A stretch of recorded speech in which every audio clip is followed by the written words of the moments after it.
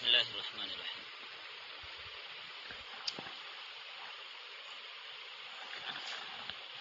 کل ہم نے فتح مکہ کو تفصیلی طور پر پڑھا ہے۔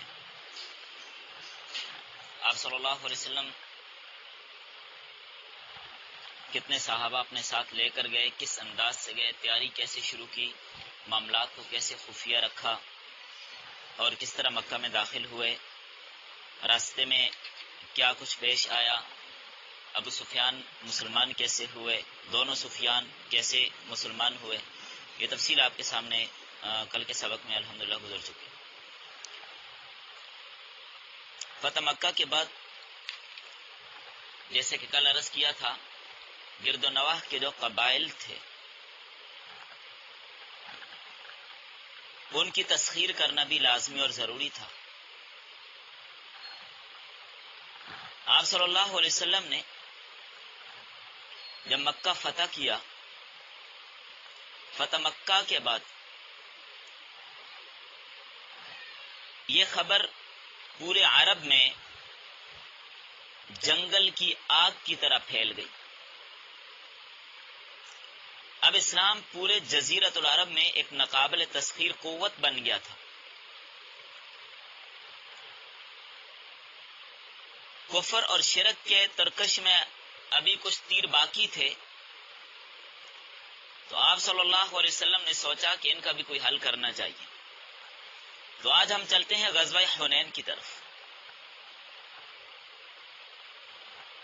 غزوہ حنین طائف کے قریب ایک قبیلہ آباد تھا، حوازن۔ یہاں کے لوگ بڑے بہادر، دلیر اور سپاہی میں نامور تھے، مشہور تھے۔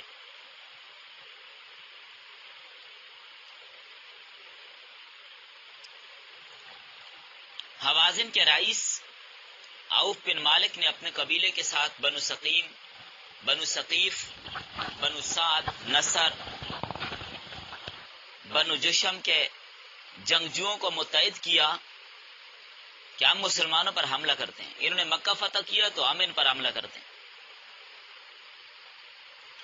آپ صلی اللہ علیہ وسلم 18 دن مکہ معظمہ میں رکے، قیام فرمایا۔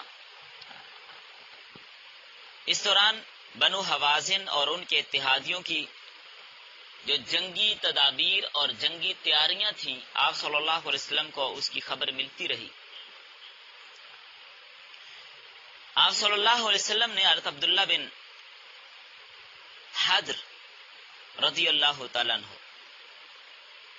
جاسوسی کے لیے بھیجے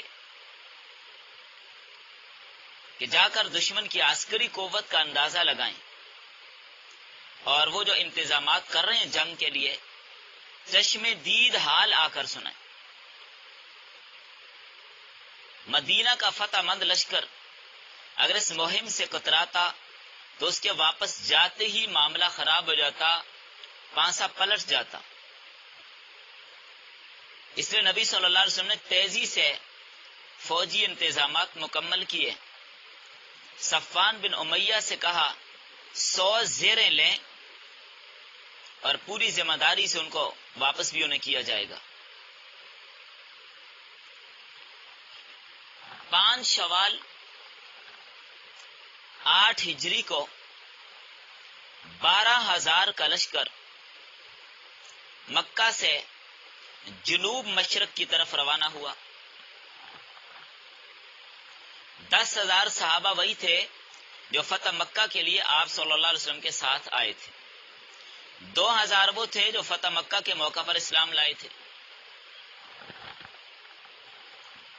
یہ لشکر بڑی آن بان اور شان کے ساتھ آگے بڑھ رہا تھا۔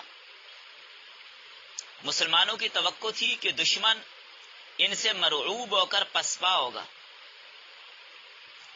اگر دشمن نے مقابلہ بھی کیا تو پسپا ہوگا، فتح ہمیں ملے گی، اس لیے کہ ہماری تعداد بہت زیادہ ہو گئی ہے۔ جملے پہ غور کیجئے گا۔ اور یہ خیال ان کا اپنی جگہ ٹھیک بھی تھا، اس لیے کہ آپ خود دیکھیے کئی سالوں سے مسلمان کم ہوتے تھے جنگوں میں،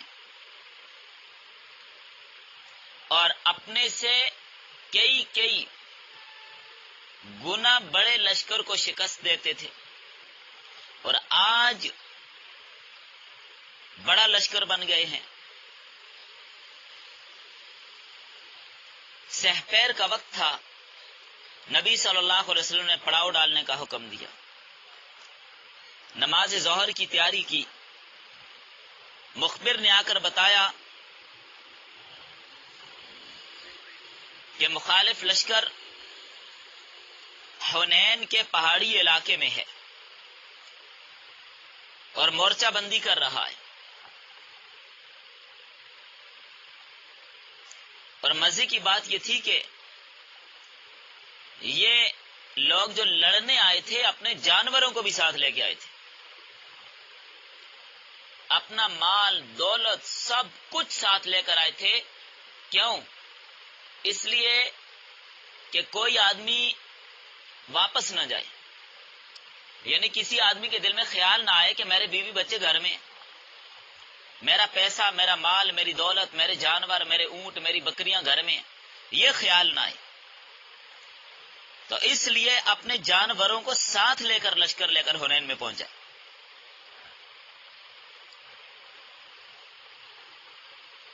جب یہ خبر دی تو اللہ کے نبی نے فرمایا انشاءاللہ یہ سب مسلمانوں کے لیے مال غنیمت بنے گا۔ بہرحال دشمن زیادہ دور نہیں تھا، اس لیے آپ صلی اللہ علیہ وسلم نے گھاٹیوں پر مختلف گھوڑ سوار سپاہیوں کا پہرا لگوایا تاکہ حوازن کے چھاپہ مار رات کے وقت کوئی شرارت نہ کرے۔ 13 شوال کا دن تھا، اگلا دن 14 شوال تھا، دشمن سے آمنا سامنا ہوا۔ حوازن کے سینکڑوں تیر انداز اس پہاڑی سلسلے کی گھاٹیوں اور غاروں میں پہلے سے تیار بیٹھے تھے، یعنی اتنا زبردست انتظام کیا تھے انہوں نے۔ ہر سمت، چونکہ پہاڑیاں ہیں، بڑے عجیب عجیب موڑ ہیں اور عجیب عجیب قسم کی پہاڑیاں یہاں پہ دائیں بائیں دونوں طرف۔ جو مسلمان ان کی زد پر آئے انہوں نے تیروں کی بارش شروع کر دی۔ مسلمان اس حملے کے لیے تیار نہیں تھے، مسلمان تو آمنے سامنے لڑتے تھے نا۔ سائروں سے جب تیر برسنا شروع ہو گئے، افراتفری پھیل گئی۔ حوازن کے گھوڑ سواروں نے بھی ہلا بول دیا اور دائیں بائیں سے آ کر گھوڑوں پر سوار حملہ کر دیا۔ اسلامی لشکر ان کے دباؤ کی تاب نہ لا سکا۔ اس وقت حضرت علی رضی اللہ تعالیٰ عنہ، حضرت ابو سفیان رضی اللہ تعالیٰ عنہ، حضرت فضل بن عباس، حضرت اسامہ بن زید رضی اللہ تعالیٰ عنہ اور ان کے بھائی حضرت ایمن نبی صلی اللہ علیہ وسلم کے سائیڈوں پر تھے۔ آپ صلی اللہ علیہ وسلم نے یہ صورتحال دیکھی تو بلند آواز سے پکار کر مسلمانوں کو روکنے کی کوشش کی۔ حضور صلی اللہ علیہ وسلم فرما رہے تھے لوگوں کہاں جا رہے ہو، ادھر آؤ، میں اللہ کا رسول ہوں۔ اس کے ساتھ نبی صلی اللہ علیہ وسلم خود اپنے خچر پر سوار آگے بڑھنے لگے اور برابر آپ آگے بڑھتے جا رہے تھے۔ حضرت ابو سفیان آپ کے خچر کی لگام تھامے ہوئے ساتھ ساتھ دوڑ رہے تھے۔ نبی صلی اللہ علیہ وسلم زبان سے یہ رجزیہ کلام پڑھ رہے تھے، انا النبی لا کذب انا ابن عبد المطلب، میں نبی ہوں، میں جھوٹا نہیں ہوں، اور میں عبد المطلب کی اولاد میں سے ہوں۔ بخاری میں موجود ہے یہ۔ نبی صلی اللہ علیہ وسلم کے حکم سے حضرت عباس نے انصار کو پکارا، اے انصار، اے درخت کے نیچے بیعت کرنے والوں، یعنی بیعت رضوان کو پکارا۔ وہ بلند آواز اور دراز قامت، حضرت عباس کی آواز بڑی بلند تھی، قد بھی بڑا اونچا تھا ماشاءاللہ، دور تک ان کی آواز گونج گئی۔ جواب میں مسلمانوں نے کہا لبیک لبیک، یہ کہتے ہوئے واپس آ گئے۔ جس کسی کی سواری نے مڑنے میں دیر لگائی وہ سواری کو چھوڑ کر نیچے اترا اور پیدل دوڑ پڑا اللہ کے نبی کی طرف۔ نبی صلی اللہ علیہ وسلم کے گرد 100 کے لگ بھگ افراد جمع ہو گئے۔ آپ نے انہیں لے کر دشمن پر جوابی حملہ کر دیا۔ مسلمان اور کفار آپس میں مکس ہو گئے۔ آپ صلی اللہ علیہ وسلم نے انہیں ایک دوسرے پر جپٹتے دیکھ کر فرمایا لڑائی کی بھٹی اب گرم ہوئی ہے، زیادہ دیر نہیں گزری تھی، بنو حوازن کی ہمت پست ہو گئی، 100 بندوں نے کام کر دیا ان کا، ان میں سے بہت سارے مارے گئے، اکثریت بھاگ گئی، اور ان کا رئیس عوف بن مالک بھی بھاگنے میں کامیاب ہو گیا۔ اب جتنے بھی بھاگنے والے تھے، ان کے اونٹوں اور بکریوں کے ریوڑ مسلمانوں کو مال غنیمت کے طور پر ملے۔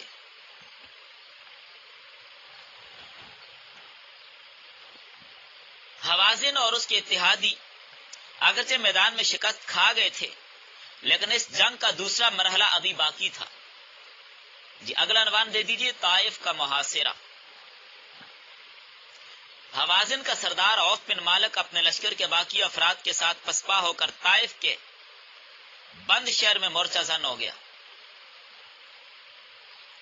پورے عرب میں یہ محفوظ ترین قلعہ بندی تھی، واقعتاً ایسے ہی ہے۔ ابھی تو دائیں بائیں سے چلیں سڑکیں بن گئی، تقریباً 3 اطراف میں اس کے گیا ہوں طائف کے، ہر طرف سے اس کے پہاڑی سلسلے اور بند ہے اندر سے،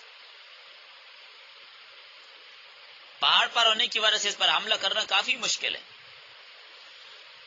حملہ آور اس ارد گرد کی جو فصیل پہاڑی سلسلہ ہے، تیر اندازوں کی زد میں رہتے تھے، اوپر پہاڑ پر تیر انداز بیٹھے ہوں تو نیچے والا کیا کر سکتے ہیں، اور وہ مورچہ بند بھی تھے۔ نبی صلی اللہ علیہ وسلم کو اس معرکے کی ان مشکلات کا اندازہ تھا، اس لیے آپ نے غزوہ حنین سے پہلی یارت عروہ بن مسعود اور بعد دوسرے صحابہ کرام کو آلات محاصرہ، منجنیق اور اس طرح کی جو اس زمانے کے آلات تھے وہ سیکھنے کا حکم دیا تھا، اور یمن میں ایک بستی تھی جورش، یہاں پر اسلحہ بنتا تھا، ان کو وہاں بھیجا۔ ابھی یہ لوگ فن سیکھ کر واپس نہیں آئے تھے، فن سیکھنے گئے تھے۔ بہرحال دشمن کو زیادہ وقت دینا مناسب بھی نہیں تھا، تو طائف کی طرف چل پڑے۔ شہر کے قریب پہنچ کر خیمے لگائے گئے، صحابہ کرام نے اس فصیل کا محاصرہ کر لیا۔ نبی صلی اللہ علیہ وسلم نے خون ریزی کے امکانات کم از کم کرنے کے لیے اعلان کرایا کہ شہریوں میں سے جو بھی باہر آ جائے اس کو امن دیا جائے گا، جو غلام ہم سے ملے گا وہ آزاد شمار ہوگا۔ اس اعلان پر طائف کے کچھ غلام بھاگ کر اسلامی لشکر میں آ گئے، اور ان میں سے نفع بن مسروق نامی ایک غلام نے چرخی پر لگی رسی سے لٹک کر نیچے اترنے میں کامیابی حاصل کی اور آ کر اسلام قبول کر لیا۔ یہ جو چرخی ہوتی ہے، چرخی، اس پر جو رسی لگی ہوتی ہے اس کو عربی میں کہتے ہیں بکرہ، قاف نہیں کاف، کش والا کاف۔ تو اس کے بعد ان کو ابو بکرہ کہنے لگا، ابو بکرہ، ان صحابی کو، ان کو یہ کنیت ملی تھی۔ نبی صلی اللہ علیہ وسلم نے حسب وعدہ انہیں غلامی سے آزاد کیا۔ جنگ بڑے ہولناک انداز میں ہو گئی۔ طائف کے مقصورین نے مسلسل تیر اندازی کرنا شروع کر دی، اور مسلمانوں کو آگے بڑھنے سے روکے ہوئے تھے، تیر اندازی کر رہے تھے اس لیے وہ آگے نہیں بڑھ سکتے تھے۔ کئی مجاہدین زخمی بھی ہوئے، شہید بھی ہوئے۔ مسلمانوں کو مجبوراً پیچھے ہٹ کر اپنے خیمے میں آنا پڑا اور خیمہ شہر سے دور منتقل کرنا پڑا۔ طائف کا یہ محاصرہ تقریباً 21 دن 3 ہفتے جاری رہا، اور اس دوران عروہ بن مسعود جورش سے ایک منجنیق لے آئے تھے اور 2 دبابے بھی لے کر آئے تھے۔ اب انہوں نے کیا کیا، شہر پر سنگباری شروع کی۔ منجنیق میں پتھر رکھتے، سنگباری، پتھروں کی وہاں کون سی کمی ہے، جدھر پاؤں رکھیں پتھر ہی پتھر ہیں وہاں پہ۔ اسلام کی تاریخ میں یہ دور مار بھاری ہتھیار کا پہلا استعمال تھا، منجنیق۔ اس میں پتھر رکھ کر پھینکتے تھے، دور جا کے لگتا تھا۔ ساتھ ساتھ مجاہدین نے دبابوں کی مدد سے فصیل کے پھاٹک تک پہنچنے کی کوشش کی، لیکن طائف کے جنگجوؤں نے ایک دبابے کو ناکارہ بنا دیا اور مجاہدین کو تیروں کا نشانہ بنا کر ایک بار پھر پسپائی پر مجبور کر دیا۔ سخت جنگ تھی، بہت سخت جنگ تھی۔ ایک کل محاصرہ 40 دن کا ذکر بھی آتا ہے، طبقات ابن سعد نے 40 دن کے محاصرے کا ذکر بھی کیا ہے۔ نبی صلی اللہ علیہ وسلم نے دشمن کی سخت مزاحمت کو دیکھتے ہوئے رات صحابہ کرام رضوان اللہ علیہم اجمعین کو واپسی کا مشورہ دیا، مگر ابتدا میں وہ شہر فتح کیے بغیر واپس آنے کے لیے تیار نہ ہوئے. تاہم جب جانی نقصانات بڑھ گئے اور ایک بار پھر نبی صلی اللہ علیہ وسلم نے فرمایا کل انشاءاللہ تعالی واپسی ہوگی، سب نے بخوشی تائید کی، اس لیے کہ معاشرے سے خود بھی تنگ آ گئے تھے. اچھا، اس مہم میں آپ کو پتہ یہ جو بنی سعد ہے یہ طائف سے ہی آگے ہے، تقریباً 2 گھنٹے کا سفر ہے طائف سے آگے، جہاں پر اللہ کے نبی صلی اللہ علیہ وسلم کا بچپن گزرا تھا، حلیمہ سعدیہ کے گاؤں میں. بنی سعد، شروع میں آپ کو بنی سعد کا تعارف میں نے کروایا تھا، بلکہ وہاں کی آپ کو ویڈیو بھی جو خود میں نے اپنے ہاتھوں سے بنائی وہ بھی میں نے آپ کو بھیجی تھی بنی سعد کی. اس مہم کا میدان اسی علاقے میں تھا جہاں اللہ کے رسول نے اپنی شیرخوارگی کا زمانہ گزارا تھا. دائی حلیمہ سعدیہ رضی اللہ تعالیٰ کے قبیلے بنو سعد نے بھی اس لڑائی میں حوازن کے شانہ بشانہ حصہ لیا تھا،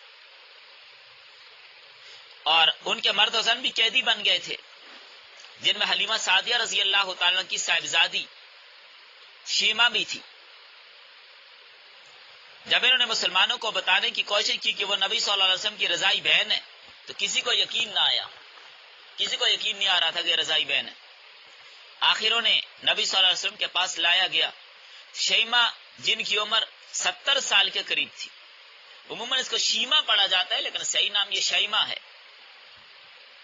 اکثر مورخین نے شین کے فتح کے ساتھ لکھا ہے اس کو. دوبارہ محمد صلی اللہ علیہ وسلم کو دیکھ رہی تھی، جن کو گود میں بلایا کرتی تھی. 70 سال ان کی عمر تھی اور نبی صلی اللہ علیہ وسلم اور ان کے درمیان تقریباً 60 برس سے زیادہ طویل زمانہ گزر گیا تھا. 60 برس سمجھ لیجئے، 8 ہجری چل رہی ہے یا 61 سمجھ لیجئے.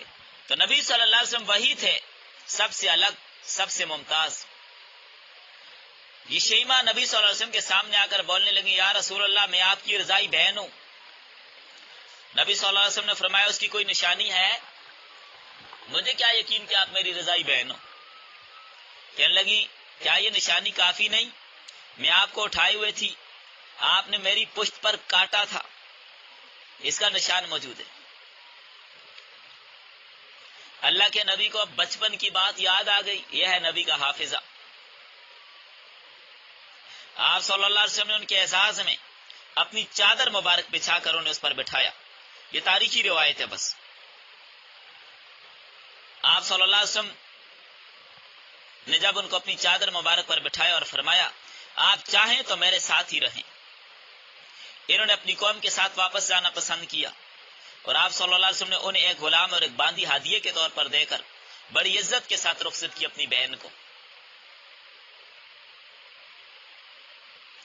طائف سے واپسی پر نبی صلی اللہ علیہ وسلم نے جیرانہ میں قیام کیا. جیرانہ تقریباً 24 کلومیٹر ہے مسجد حرام سے. یہ ابھی یہاں پر بھی مسجد بنی ہوئی ہے. یہ میقات، یہ کیا کہتے ہیں، حدود حرم کے باہر کی جگہ، یہاں سے حدود حرم ختم ہو جاتی ہے. جیرانہ میقات تو نہیں ہے یہ، لیکن حدود حرم کی انتہا ہوتی ہے یہاں پہ جیرانہ میں. تو یہاں سے بھی عمرہ کیا جا سکتا ہے جیرانہ سے، حدود حرم یہاں سے ختم ہو جاتی ہے. یہاں بنو حوازن کا وفد آپ کی خدمت میں حاضر ہوا.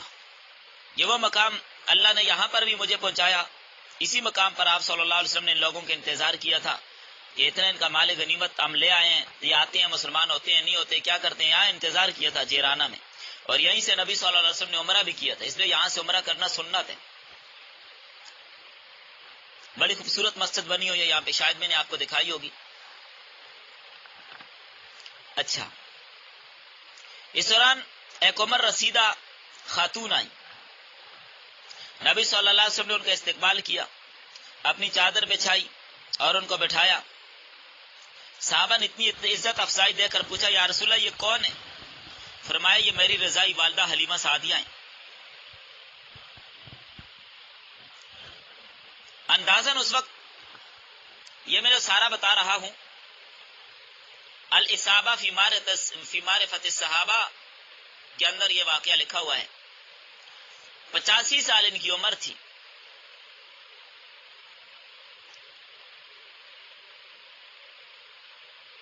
عبداللہ بن جعفر کے واسطے سے منقول ہے کہ جس میں وہ نبی صلی اللہ علیہ وسلم کی ولادت اور رضاعت کے حالات بیان کرتی ہیں، تو اس اعتبار سے یہ روایت حدیث میں سے بھی تھی، اور یہ روایت کتب حدیث اور سیرت میں بھی موجود ہے،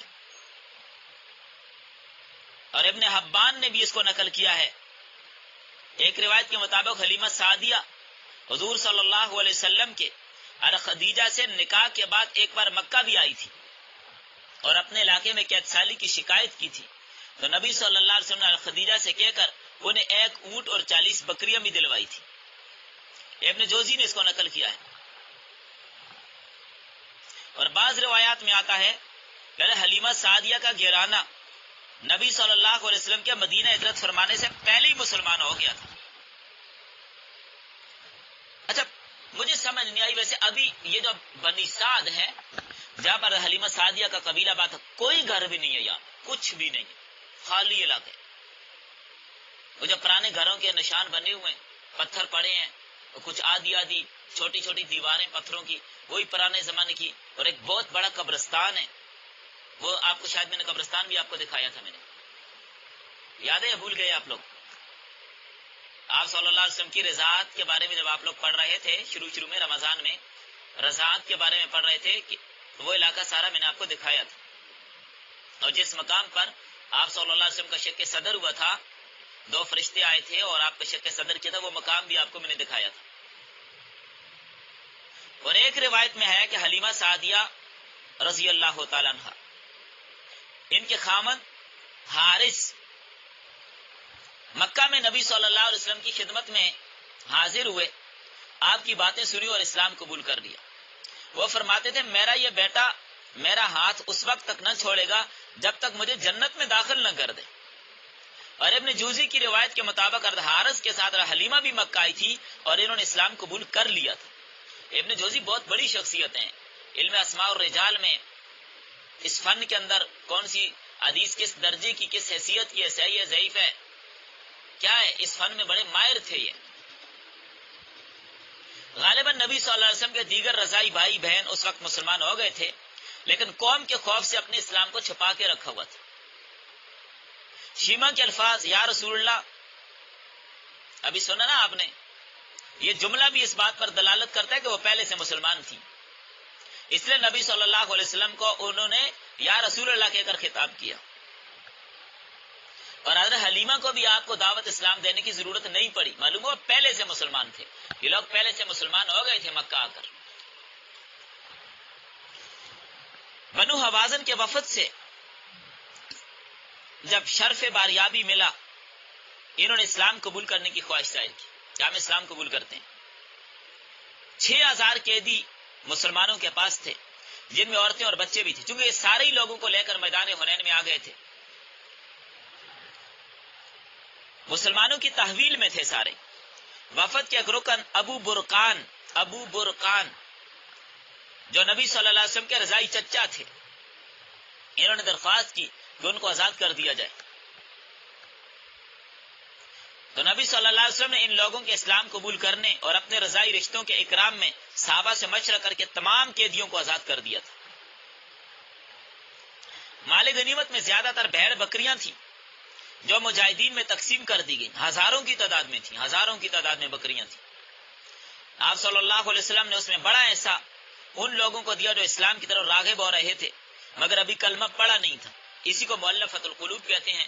قرآن کریم میں جو مصارف صدقات آپ پڑھتے ہیں، آپ لوگوں نے تفسیر کی کلاس، آپ جو اکثر آپ میں سے پڑھ رہی ہیں تفسیر، تو آپ نے وہاں پر بھی پڑھا ہے مؤلفۃ القلوب کون لوگ ہیں، سمجھ رہے ہیں آپ لوگ، جن کو اسلام کی طرف راغب کرنے کے لیے دیا جاتا تھا۔ لیکن آپ کو تفسیر کلاس میں یہ مسئلہ سمجھا دیا گیا تھا کہ مؤلفۃ القلوب کو اب دینے کی ضرورت نہیں ہے، اب یہ مصارف میں شامل نہیں ہے، کہ کیا ہو کہ ابھی اسلام غالب آ گیا، ابھی کسی کو اسلام میں داخل کرنے کے لیے زکوٰۃ دینے کی کوئی ضرورت نہیں۔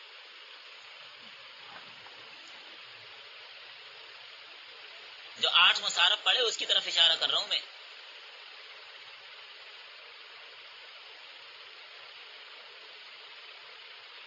اچھا، تو بہرحال اللہ تعالیٰ نے یہاں پر بھی مسلمانوں کو بڑی فتح دی۔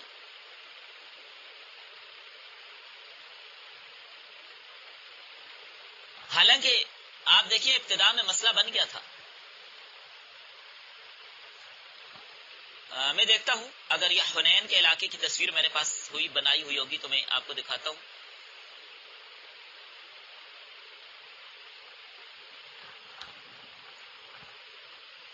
طائف اور مکہ کے درمیان میں ہے یہ.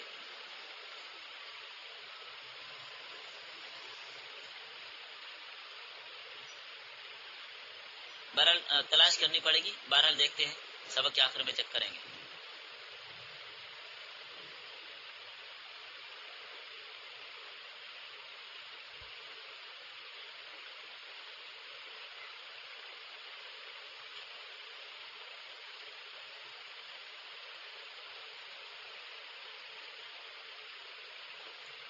چلیں، غزوہ حنین کا سب سے سبق آموز پہلو جس کی طرف قرآن مجید نے توجہ دلائی ہے، آپ کی توجہ بھی دلا رہا ہوں، توجہ کیجیے.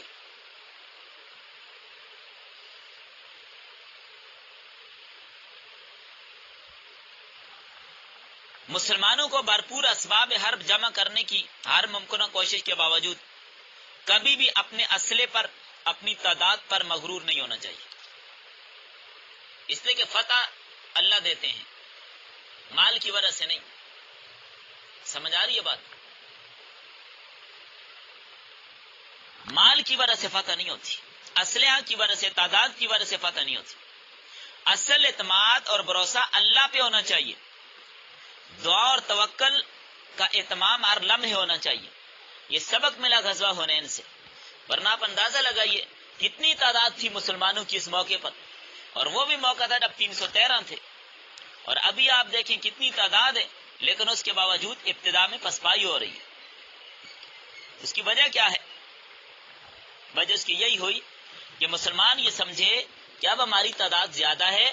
یعنی کچھ صحابہ کے دلوں میں آیا تھا، سب کی بات نہیں ہو رہی، کچھ حضرات کے دلوں میں یہ بات آئی تھی کہ ابھی ہماری تعداد زیادہ ہے تو ہر حالت میں ہمیں فتح ہوگی.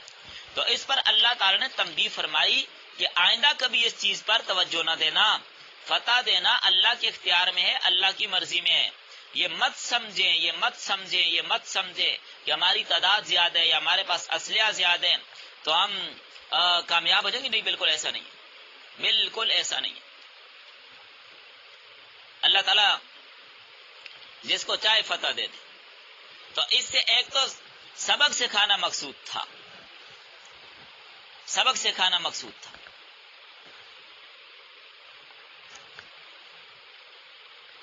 آپ نے وہ سبق بھی پڑھ لیا جب جبل رومات پر صحابہ کا دستہ کھڑا کیا تھا. اب اللہ کے نبی صلی اللہ علیہ وسلم نے فرمایا تھا ہر حالت میں یہیں پر رہنا، یہاں سے اترنا نہیں ہے. لیکن جب وہ اتر گئے تو کیا ہوا؟ جب اتر گئے تو مسائل پیدا ہوئے. اور وہ غزوہ احد آپ نے تفصیلاً پڑھ لیا، وہاں پر بات آپ کے سامنے آ گئی تھی تفصیلاً. یاد ہے نا بات؟ جب انہوں نے کہا چلو جی مال غنیمت جمع کرتے ہیں، حالانکہ اللہ کے نبی نے کہا تھا نہیں چھوڑنا اس جگہ کو، نہیں چھوڑنا اور نہیں چھوڑنا. چھوڑ دیا. تو ایک تو یہ ہمیں اس سے سبق ملا.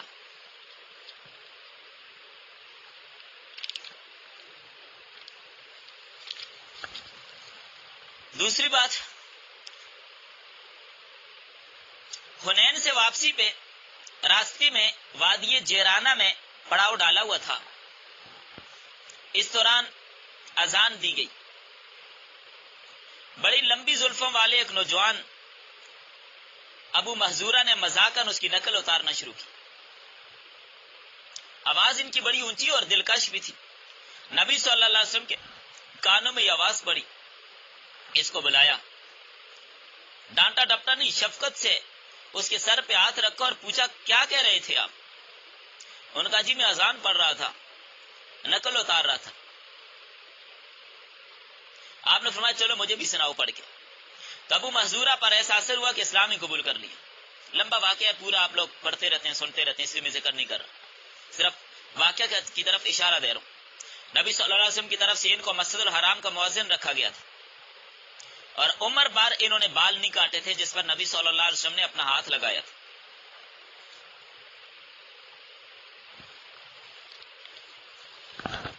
یہ اللہ کے نبی کے ان پر ہاتھ لگا ہے، لہذا میں ان بالوں کو نہیں کاٹتا. یہ ان کی محبت تھی، محبت میں ان کو نہیں کٹوایا. تو یہ جو غزوہ حنین تھا اور طائف کا محاصرہ تھا، اس معاشرے میں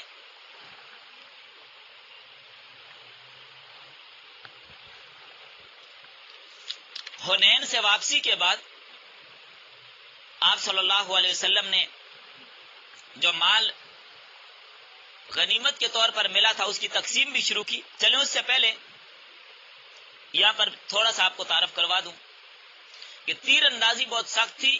کتنے مسلمان شہید ہوئے تھے؟ 12 افراد شہید ہوئے تھے.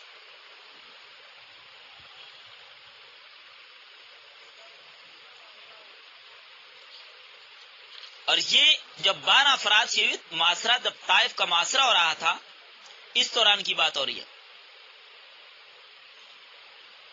مالک بن عوف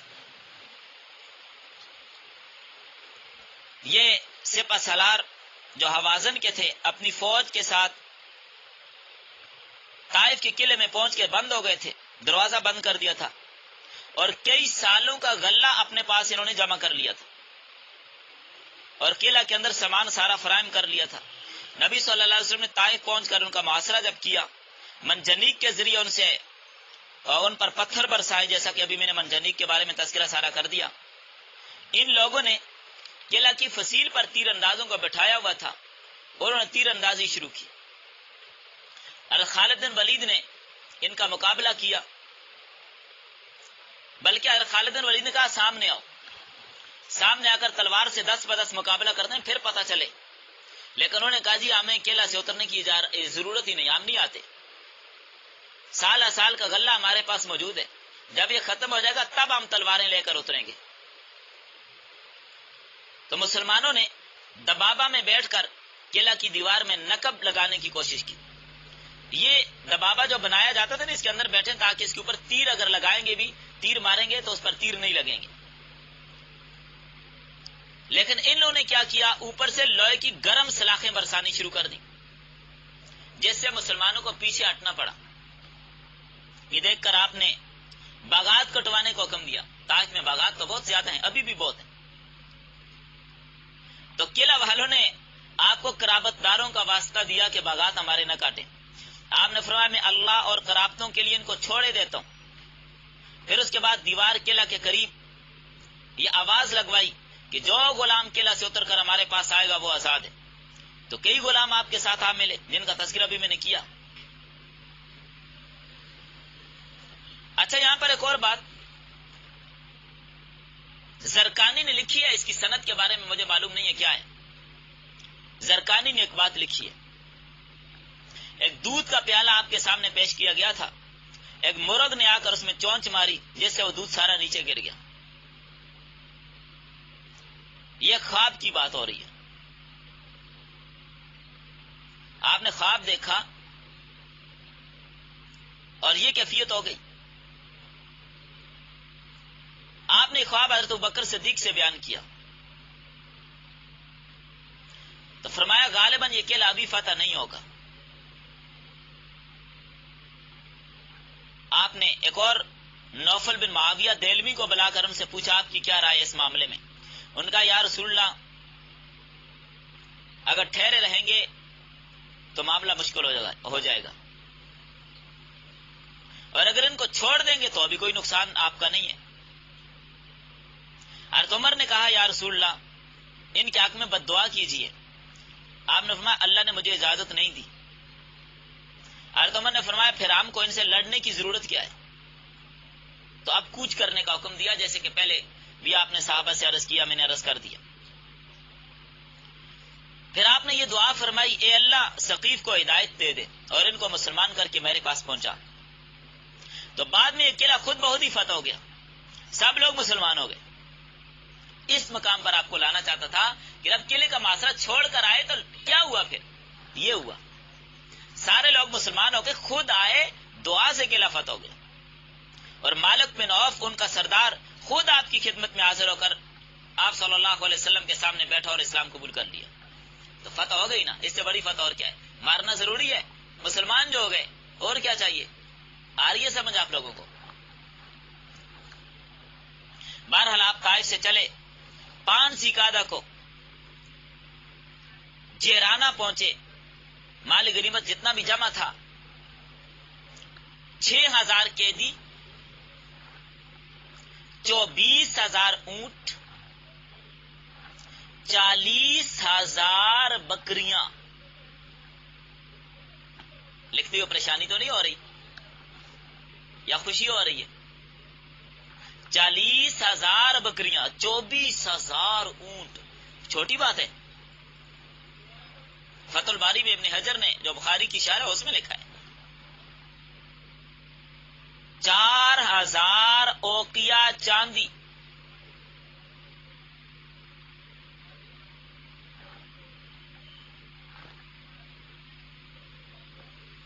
5 اوقیہ 25 من ہوتے ہیں، تو 4,000 اوقیہ کا آپ لوگ حساب لگا لینا. نہیں وہ اوسق ہے، ٹھیک ہے، وہ الگ چیز ہے. بہرحال اتنا زیادہ مال غنیمت آپ کو ملا. یہاں پہنچ کر آپ نے 10 دن قیام کیا، 10 دن جیرانہ میں. کیوں قیام کیا؟ آوازن کے انتظار کیا کہ شاید وہ اپنے عزیزوں اور بچوں اور عورتوں کو چھڑانے کے لیے آئیں. لیکن جب 10-12 دن انتظار بھی کیا کوئی بھی نہ آیا، تب آپ نے مال غنیمت تقسیم کرنا شروع کیا. اب اگلا مرحلہ تقسیم غنائم کے بعد حوازن کا وفد آپ کی خدمت میں پہنچ آیا. 9 آدمی تھے اسلام قبول کیے انہوں نے، اور آپ کے ہاتھ پر بیعت کی اور اپنے اموال اور اہل و عیال کی واپسی کی درخواست کی کہ یا رسول اللہ ہمیں ہمارے مال واپس دے دیں. یہ 9 افراد جو آئے تھے.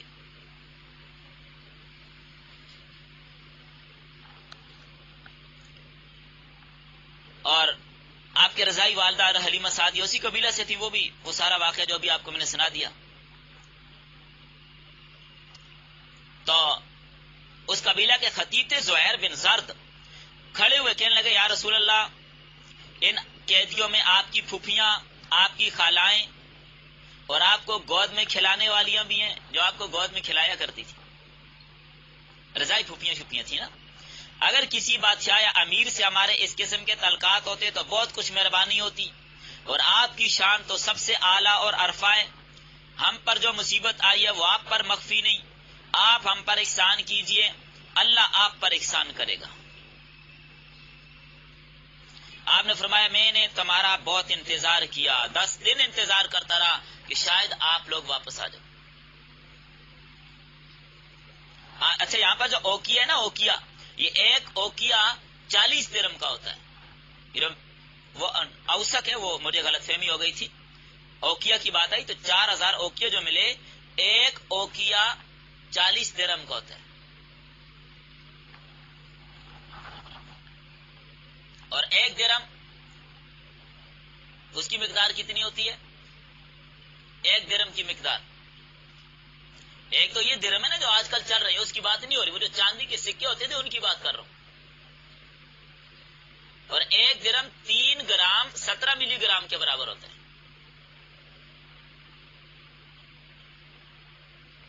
تو اس حساب سے آپ اندازہ لگا لیجئے کہ کتنی چاندی ملی ہوگی. بہرحال آپ نے کہا میں انتظار کرتا رہا، آپ نہ آئے. اب غنائم تقسیم ہو گئے. اب یہ ہے کہ 2 چیزوں میں سے ایک چیز اختیار کر لو، یہی حال ہے اور کوئی حال نہیں ہے. یا تو قیدی لے لو یا تو مال لے لو. وفد نے کہا آپ نے ہم کو مال اور حسب میں اختیار دیے تو ہم حسب نسب کو اختیار کرتے ہیں، اپنے قیدیوں کو واپس کرتے ہیں، اور اونٹ اور بکری کے بارے میں آپ سے کچھ نہیں مانگتے، کچھ نہیں کہتے. آپ نے ارشاد فرمایا میرے اور خاندان بنی ہاشم اور بنی عبد المطلب کے حصے میں جو کچھ آیا وہ سب تمہارے، لے لو. لیکن باقی جو مسلمانوں کے حصوں میں آیا ہے ان پر تقسیم کر دیا، اس کے بارے میں کچھ نہیں کہہ سکتا. آئیے کہ زور کی نماز کے بعد تم لوگ کھڑے ہو کر کہنا میں تمہاری سفارش کروں گا. زور کی نماز کے بعد وفد حوازن کے خطباء نے فصیح اور بلیغ تقریریں کی اور اپنے قیدیوں کی رہائی کے لیے مسلمانوں سے درخواست کی. نبی صلی اللہ علیہ وسلم خطبہ کے لیے کھڑے ہوئے، اللہ کی حمد و ثنا بیان کی، پھر فرمایا تمہارے یہ بھائی حوازن مسلمان ہو کر آئے ہیں، میں نے اپنا اور اپنے خاندان کا حصہ ان کو دے دیا. میں مناسب سمجھتا ہوں کہ اور مسلمان بھی ان کے قیدیوں کو واپس کر دیں. جو شخص خوشی اور طیب خاطر ان کو واپس کر دے تو بہتر ہے، ورنہ میں بعد میں اس کا معاوضہ دینے کے لیے تیار ہوں. سب نے کہا کہ ہم بغیر کسی معاوضے کے خوشی اور رضا سے ان کو سب کچھ واپس کرتے ہیں. تو 6,000 قیدی فوراً آزاد کر دیے گئے. 6,000 قیدی فوراً آزاد کیے گئے.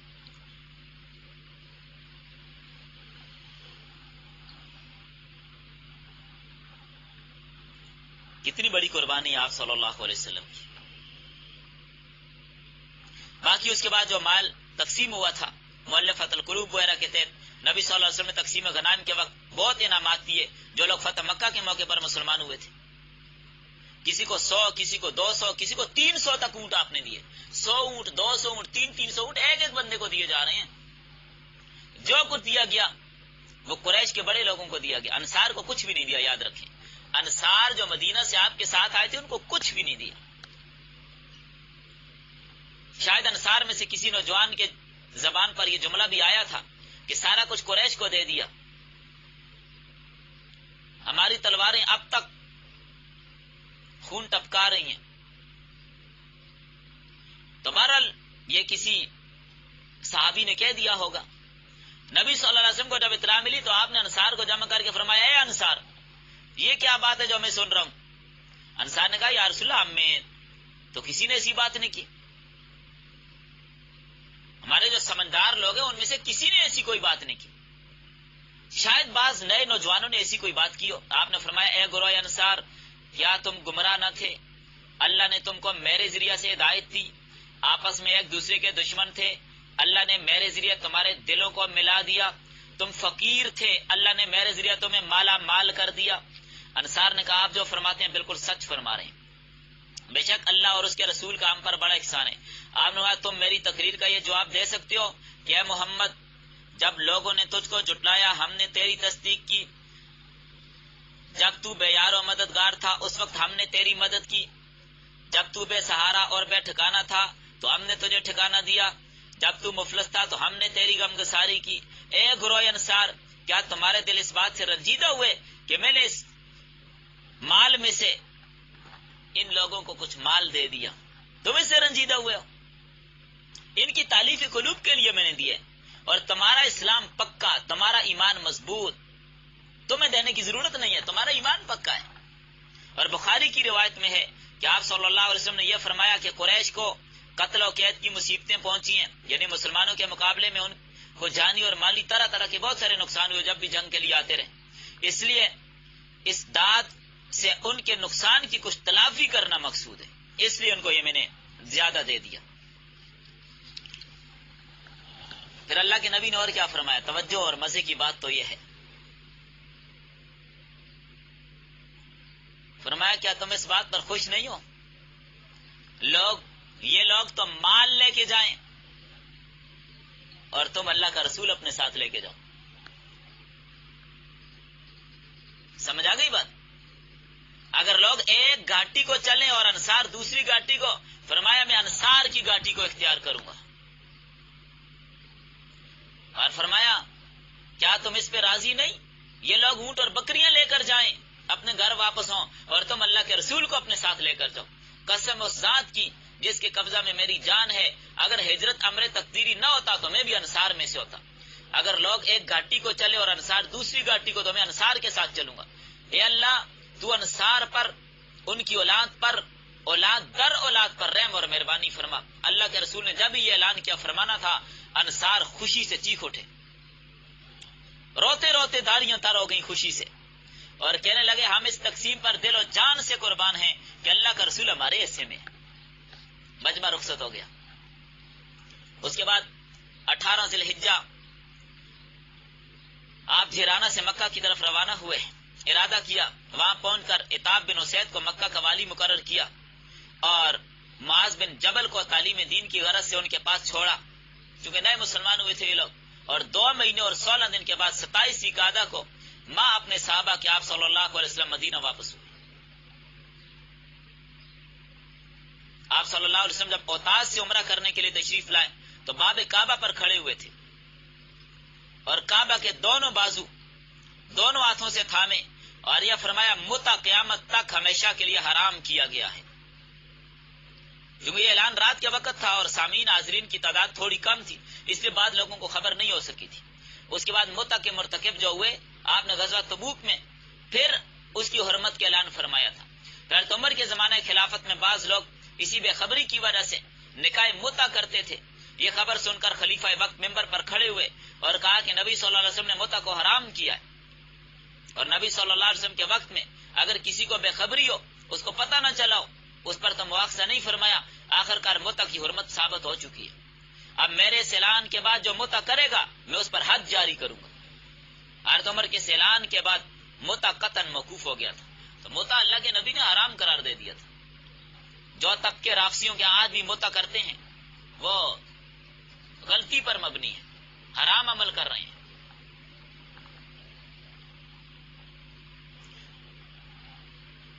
اچھا، اس سال عتاب بن اسید نے تمام مسلمانوں کو اسی طرح سے حج کرایا جیسے عرب کا طریقہ تھا۔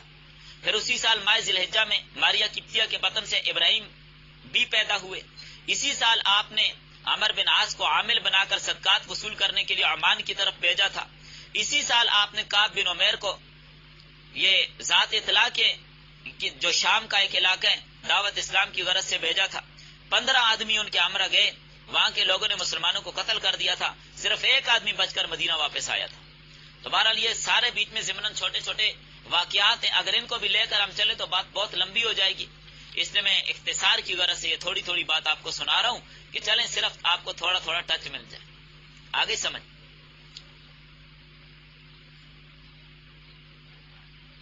باقی اس میں کچھ لطائف اور معارف بھی ہیں اس موقع کے۔ یہ جو غزوہ ہوا حنین کا، اس حوالے سے مزے کی بات یہاں پر یہ کہ یہ ایک تفسیر میں پڑھ رہا تھا، ان کا ایک بہت بوڑھا بابا تھا، اس کو بھی یہ اٹھا کر لائے، یہ نابینا تھا، اس کو نظر کچھ نہیں آ رہا تھا۔ اس نے کہا یہ بچوں کی آوازیں آ رہی ہیں، عورتوں کی آوازیں آ رہی ہیں، میں کی آواز آ رہی ہے، یہ کیا ہے؟ انہوں نے کہا سارے جانوروں کو بھی ہم لے کر ساتھ آ گئے۔ لوگوں نے کہا سب کچھ ساتھ لے کر آئے۔ بہرحال اللہ تعالیٰ قادر ہے، تو کس طرح اللہ تعالیٰ نے ان ساری چیزوں کو مسلمانوں کو دے دیا اور مسلمان فاتح بنے۔ تو یہ ہے غزوہ حنین کا مختصر اس کی روایات جو میں نے آپ کے سامنے ذکر کی ہے۔ باقی انشاءاللہ کل ہم آگے چلیں گے غزوہ تبوک کی طرف۔ آج بس کرتے ہیں، ٹائم کافی ہو گیا۔